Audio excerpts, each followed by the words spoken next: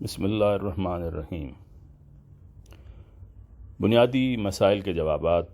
امیر المومنین حضرت خلیفۃ المسیح الخامس عید اللہ تعالیٰ بن نصر العزیز سے پوچھے جانے والے بنیادی مسائل پر مبنی سوالات کے بصیرت افروز جوابات۔ قسط 49، مرتبہ ظہیر احمد خان، انچارج شعبہ ریکارڈ، دفتر پی ایس، لندن۔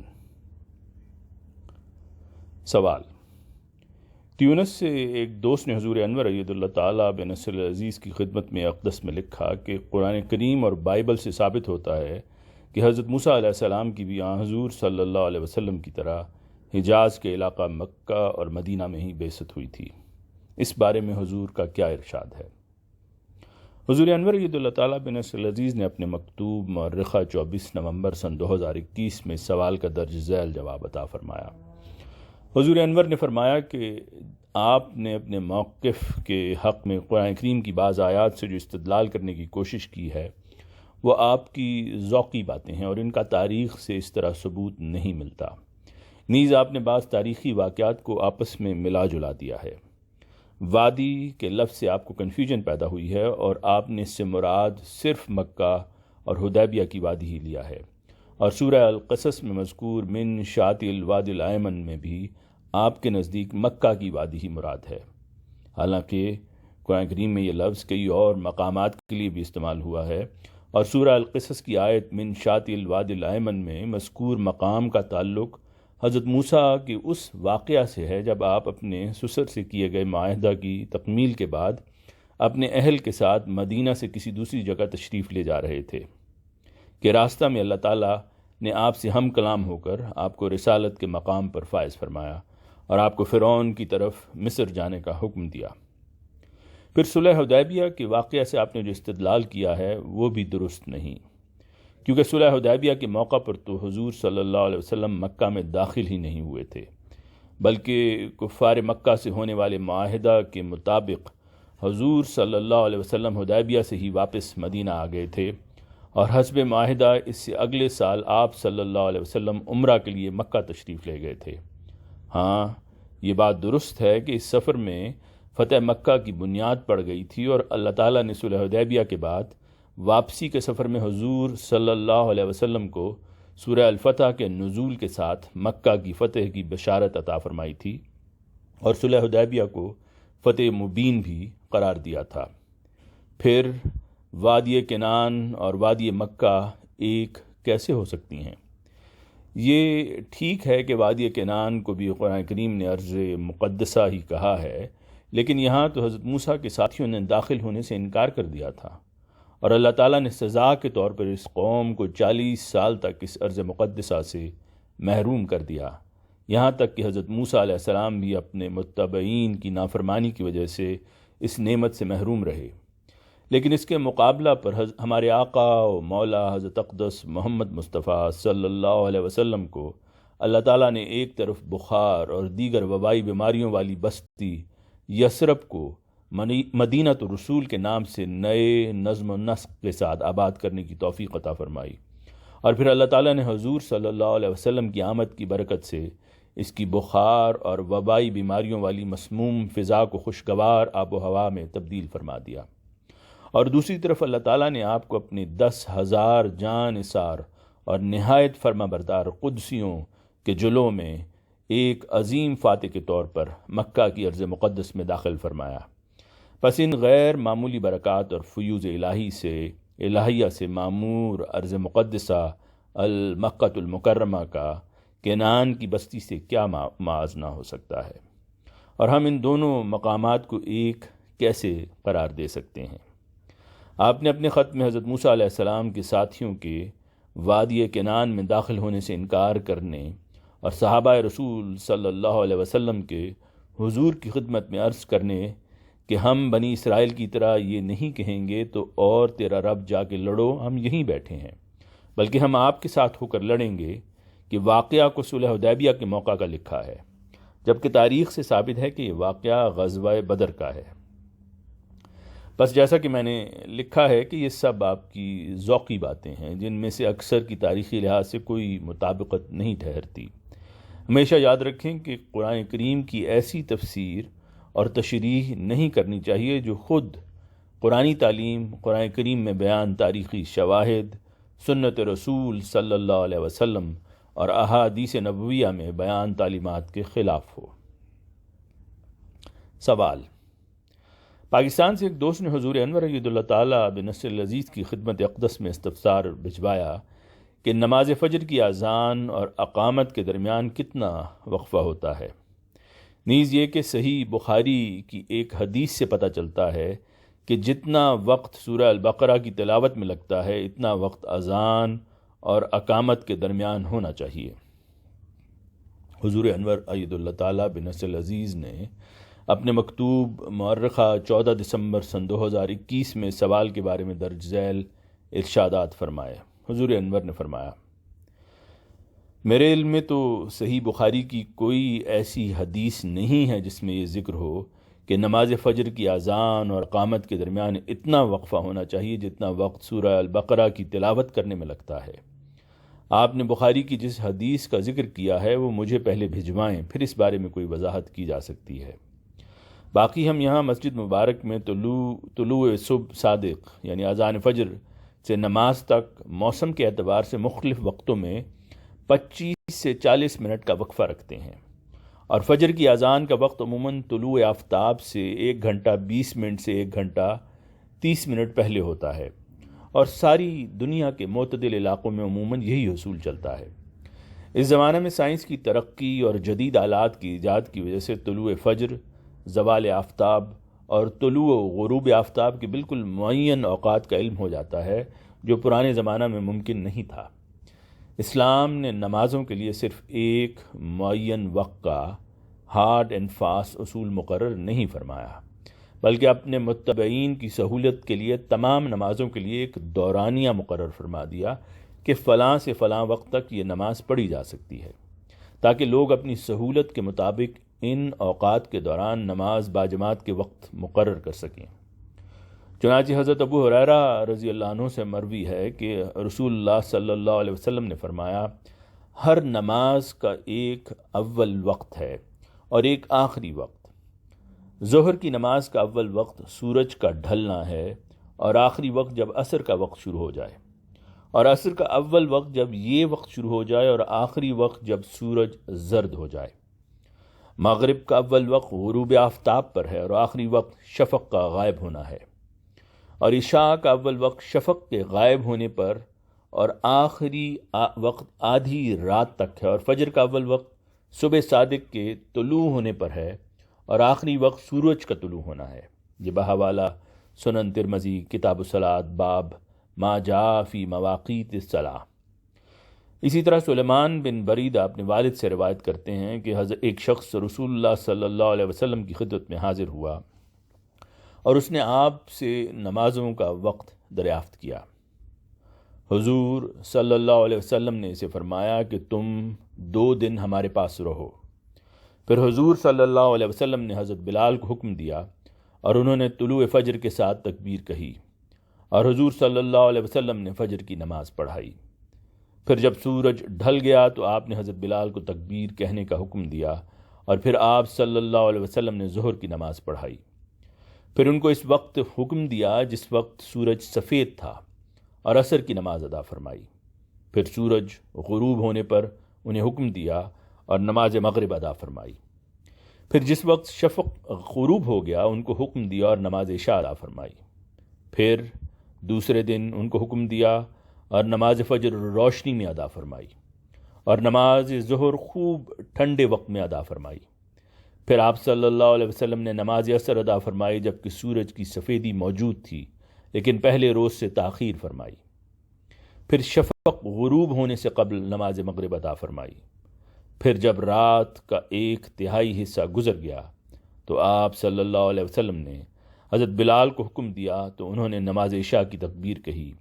اور آپ نے نماز عشاء ادا فرمائی۔ اس کے بعد آپ صلی اللہ علیہ وسلم نے نمازوں کا وقت دریافت کرنے والے کے بارے میں پوچھا اور اسے فرمایا کہ تمہاری نمازوں کے وقت ان وقتوں کے درمیان ہیں جو تم نے دیکھے ہیں۔ بحوالہ سنن نسائی کتاب المواقیت باب اول وقت المغرب۔ نماز فجر کے وقت کے بارے میں احادیث صحیحہ سے پتہ چلتا ہے کہ حضور صلی اللہ علیہ وسلم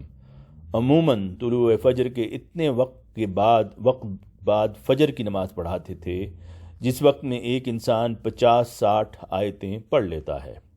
اور پھر حضور صلی اللہ علیہ وسلم نماز فجر میں عموماً 60 سے 100 آیتوں کی تلاوت فرمایا کرتے تھے، اور جب نماز سے فارغ ہوتے تو ابھی اتنا اندھیرا ہوتا تھا کہ قریب موجود انسان تو پہچانا جاتا تھا لیکن دور کا انسان نہیں پہچانا جاتا تھا۔ بحوالہ صحیح بخاری، کتاب مواقیت الصلاۃ، باب وقت العصر، باب وقت الفجر۔ سوال: کینیڈا سے ایک دوست نے حضور انور اید اللہ تعالیٰ بن نصر العزیز کی خدمت اقدس میں تحریر کیا کہ نطفہ میں جو لیکٹوبیسلس نامی بیکٹیریا پایا جاتا ہے جو ایک قسم کی بجلی یا روشنی بھی پیدا کر سکتا ہے، تو کیا یہی وہ بجلی یا روشنی ہے جس کا ذکر حضرت مسیح موعود علیہ السلام نے انسانی پیدائش کے سلسلہ میں اسلامی اصول کی فلسفی میں فرمایا ہے؟ حضور انور اید اللہ تعالیٰ بن نصر العزیز نے اپنے مکتوب مؤرخہ 14 دسمبر سن 2021 میں اس سوال کے بارے میں درج ذیل ہدایات فرمائیں۔ حضور انور نے فرمایا: آپ کی بات اس حد تک تو ٹھیک ہے کہ لیکٹوبیسلس نامی بیکٹیریا نطفہ میں موجود ہوتے ہیں جو کنٹامننٹ کے طور پر نطفہ میں پائے جاتے ہیں۔ ان میں سے بعض میں بہت چھوٹے پیمانہ پر بجلی پیدا کرنے کی صلاحیت بھی ہوتی ہے، لیکن یہ بیکٹیریا تو بہت سی اور چیزوں مثلاً دہی، وائٹامنز، ہربز وغیرہ میں بھی پائے جاتے ہیں۔ اسی طرح جسم میں بہت سے اور بھی بیکٹیریا ہیں جن میں کسی حد تک بجلی پیدا کرنے کی صلاحیت موجود ہوتی ہے، جیسا کہ پروبائیوٹک مائکرو آرگنزمز نامی پیٹ کے بیکٹیریا جو کھانا ہضم کرنے میں مدد دیتے ہیں۔ پھر یہ بات بھی یاد رکھنے کے لائق ہے کہ یہ بجلی بھی الیکٹران کی موومنٹ سے پیدا ہوتی ہے جو کہ ایک مادی چیز ہے، جبکہ حضرت مسیح موعود علیہ السلام نے انسانی پیدائش میں روح کے نمودار ہونے کا جہاں ذکر فرمایا ہے اور اللہ تعالیٰ کے ساتھ انسانی تعلق کا مقصد اور فلسفہ بیان فرمایا ہے، وہاں دراصل اس فطرت کو بیان فرمایا ہے جو انسانی جبلت میں مضمر ہوتی ہے، اور جس کے متعلق اللہ تعالیٰ نے فطرت اللہ التی فطر الناس علیہا سورہ الروم آیت 31، یعنی یہ اللہ کی فطرت ہے جس پر اس نے انسانوں کو پیدا کیا کے الفاظ میں، اور حضور صلی اللہ علیہ وسلم نے ما من مولود الا یولد علی الفطرۃ فابواہ یہودانہ او ینصرانہ او یمجسانہ، یعنی صحیح بخاری کی حدیث ہے، کتاب الجنائز، باب اذن اسلم الصبی فمات هل یصلی علیہ، جس کا ترجمہ حضور عید اللہ نے فرمایا کہ یعنی ہر بچہ فطرت صحیحہ پر بھی پیدا ہوتا ہے، پھر اس کے والدین اسے یہودی، نصرانی یا مجوسی بنا لیتے ہیں، کہ الفاظ میں ہماری رہنمائی فرمائی ہے۔ چنانچہ حضرت مسیح موعود علیہ السلام فرماتے ہیں، جس طرح بیٹے میں باپ اور ماں کا کچھ حلیہ اور خو بو پائی جاتی ہے، اسی طرح روحیں جو خدا تعالیٰ کے ہاتھ سے نکلی ہیں اپنے سانے کی سیرت و خصلت سے اجمالی طور پر کچھ حصہ رکھتی ہیں، اگرچہ مخلوقیت کی ظلمت و غفلت غالب ہو جانے کی وجہ سے بعض نفوس میں وہ رنگ الہی کچھ پھیکا سا ہو جاتا ہے، لیکن اس سے انکار نہیں ہو سکتا کہ ہر یک روح کسی قدر وہ رنگ اپنے اندر رکھتی ہے، اور پھر بعض نفوس میں وہ رنگ بد استعمالی کی وجہ سے بدنما معلوم ہوتا ہے، مگر یہ اس رنگ کا قصور نہیں بلکہ طریقہ استعمال کا قصور ہے۔ بحوالہ سرمہ چشم آریہ، روحانی خزائن جلد 2 صفحہ 168-169۔ روح کی حقیقت بیان کرتے ہوئے حضور علیہ السلام فرماتے ہیں، روح ایک لطیف نور ہے جو اس جسم کے اندر ہی سے پیدا ہو جاتا ہے، جو رحم میں پرورش پاتا ہے۔ پیدا ہونے سے مراد یہ ہے کہ اول مخفی اور غیر محسوس ہوتا ہے، پھر نمایاں ہو جاتا ہے، اور ابتداً اس کا خمیر نطفہ میں موجود ہوتا ہے۔ بے شک وہ آسمانی خدا کے ارادہ سے اور اس کے اذن اور اس کی مشیت سے ایک مجہول الکنہ علاقہ کے ساتھ نطفہ سے تعلق رکھتا ہے، اور نطفہ کا وہ ایک روشن اور نورانی جوہر ہے۔ نہیں کہہ سکتے کہ وہ نطفہ کی ایسی جز ہے جیسا کہ جسم کی جز ہوتا ہے، مگر یہ بھی نہیں کہہ سکتے کہ وہ باہر سے آتا ہے یا زمین پر گر کر نطفہ کے مادہ سے آمیزش پاتا ہے، بلکہ وہ ایسا نطفہ میں مخفی ہوتا ہے جیسا کہ آگ پتھر کے اندر ہوتی ہے۔ خدا کی کتاب کا یہ منشا نہیں ہے کہ روح الگ طور پر آسمان سے نازل ہوتی ہے یا فضا سے زمین پر گرتی ہے اور پھر کسی اتفاق سے نطفہ کے ساتھ مل کر رحم کے اندر چلی جاتی ہے، بلکہ یہ خیال کسی طرح صحیح نہیں ٹھہر سکتا۔ اگر ہم ایسا خیال کریں تو قانون قدرت ہمیں باطل پر ٹھہراتا ہے۔ بحوالہ اسلامی اصول کی فلسفی، روحانی خزائن، جلد 10، صفحہ 322-323۔ روح اور جسم کا تعلق بیان کرتے ہوئے حضور علیہ السلام فرماتے ہیں، روح اور جسم کا ایک ایسا تعلق ہے کہ اس راز کو کھولنا انسان کا کام نہیں۔ اس سے زیادہ اس تعلق کے ثبوت پر یہ دلیل ہے کہ غور سے معلوم ہوتا ہے کہ روح کی ماں جسم ہی ہے۔ حاملہ عورتوں کے پیٹ میں روح کبھی اوپر سے نہیں گرتی، بلکہ وہ ایک نور ہے جو نطفہ میں ہی پوشیدہ طور پر مخفی ہوتا ہے اور جسم کی نشو و نما کے ساتھ چمکتا جاتا ہے۔ بحوالہ اسلامی اصول کی فلسفی، روحانی خزائن، جلد 10، صفحہ 321۔ حضور علیہ السلام مزید فرماتے ہیں، خدا نے آدم میں اس کی پیدائش کے ساتھ ہی اپنی روح پھونک کر اس کی فطرت کو اپنے ساتھ ایک تعلق قائم کر دیا۔ سو یہ اس لیے کیا گیا کہ تا انسان کو فطرتاً خدا سے ایک تعلق پیدا ہو جاوے۔ بحوالہ ریویو آف ریلیجنز، جلد 1، نمبر 5، مئی 1902، صفحہ 178۔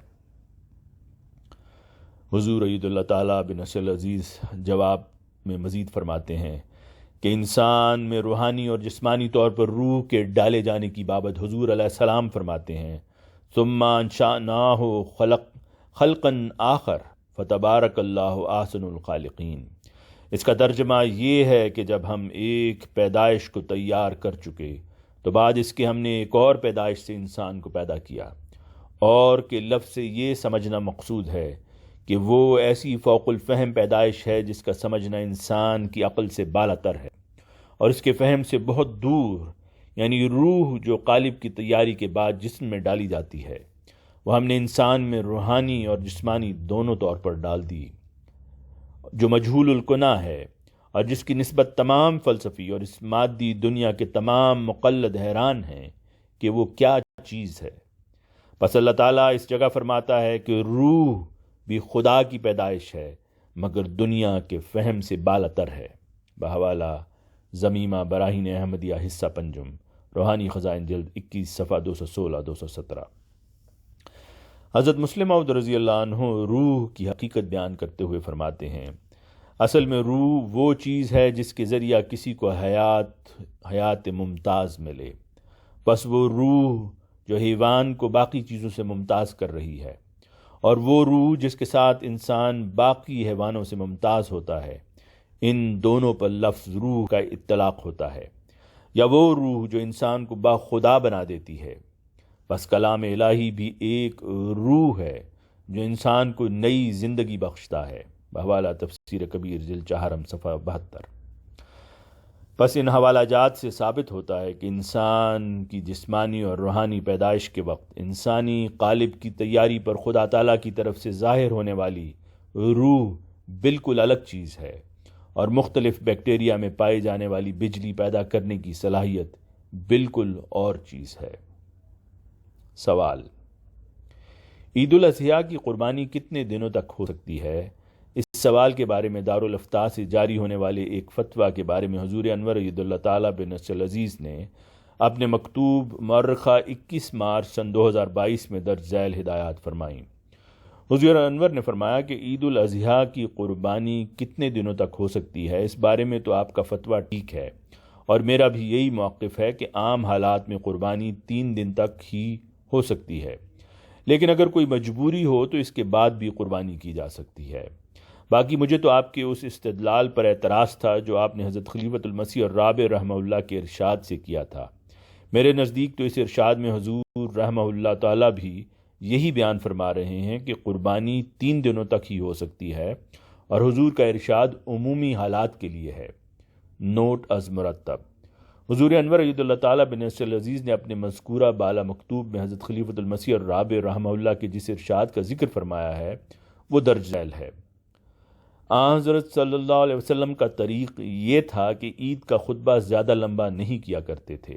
اور اس کے بعد جلد قربانی کے لیے گھر روانہ ہو جایا کرتے تھے۔ اس میں ایک حکمت یہ بھی تھی کہ آپ صلی اللہ علیہ وسلم اس وقت تک روزہ رکھتے تھے جب تک خود اپنی قربانی کے گوشت سے وہ روزہ نہ کھولیں، اور اس سنت کو نہ سمجھنے کی وجہ سے بعض لوگوں نے یہ دستور بنا لیا ہے کہ عید کے دن ضرور روزہ رکھتے ہیں اور جب تک فارغ نہ ہوں وہ کچھ نہیں کھاتے، لیکن مراد ہرگز یہ نہیں ہے کہ کچھ پہلے کھانا حرام ہو جاتا ہے، مگر سنت کا مضمون یہ ہے کہ جس نے قربانی کرنی ہو، جس دن قربانی کرنی ہو، اس دن وہ قربانی کے گوشت کے حاصل ہونے سے پہلے روزہ رکھے۔ قربانی تو 3 دن چلتی ہے، تو اگر یہ غلط مضمون سمجھا گیا تو اس کا مطلب یہ بنے گا کہ بعض لوگ جنہوں نے چوتھے دن قربانی کرنی ہے وہ 4 دن بھوکے رہیں گے۔ بحوالہ خطبات طاہر عیدین، صفحہ 655، خطبہ عید الاضحیٰ مورخہ 28 مارچ سن 1999، آواز مرزا عمران احسن۔